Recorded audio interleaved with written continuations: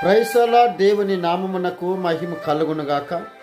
దేవుడు మిమ్మును మీ కుటుంబాలను సమృద్ధిగా దీవించి ఆశీర్వదించునుగాక. దేవుని యొక్క సమాధానము మీ గృహాల మీదను మీ పరిచర్యల మీదను ఉండునుగాక. మంచిది.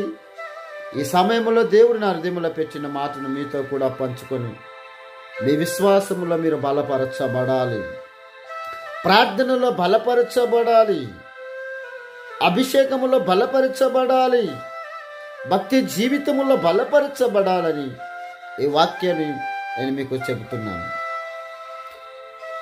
లేవి కాండములో మనం చూసినట్లయితే 19వ అధ్యాయం 3వ వచనంలో అంటాడు, మీలో ప్రతివాడు తన తల్లికి తన తండ్రికి భయపడవలనని వాక్యము సెలవిస్తున్నది.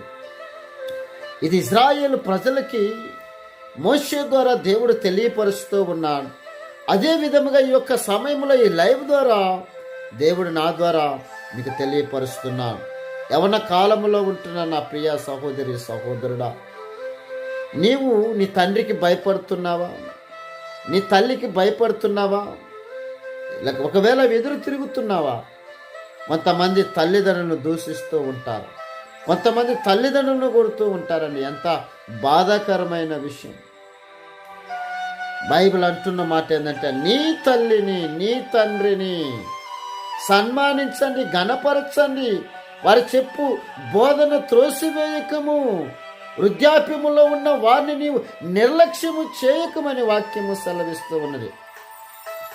ఈరోజు అనేక మంది యవనస్తులు చెడిపోతూ ఉన్నారండి, తల్లిదండ్రులను పట్టించుకోవట్లేదు. మొన్నటి దినమున నేను సికింద్రాబాద్ నుండి నేను ప్రయాణం చేస్తున్నప్పుడు ఒక యవనస్తురాలు తన తండ్రి పక్కనే ఉన్నాడు.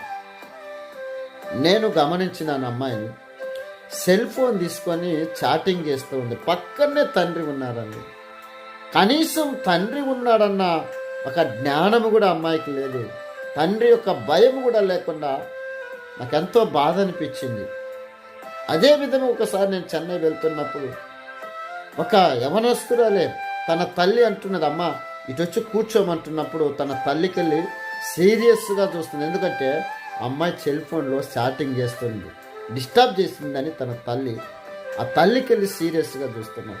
ఈరోజు అనేక మంది ఈ విధంగా యవనస్తులు తల్లిదండ్రులని తిడుతూ ఉన్నారు, తల్లిదండ్రులకి ఎదురు తిరుగుతూ ఉన్నారు, భయపడట్లేదు. తల్లి అనే భయం లేదు, తండ్రి అనే భయం లేకుండా జీవిస్తూ ఉన్నారు.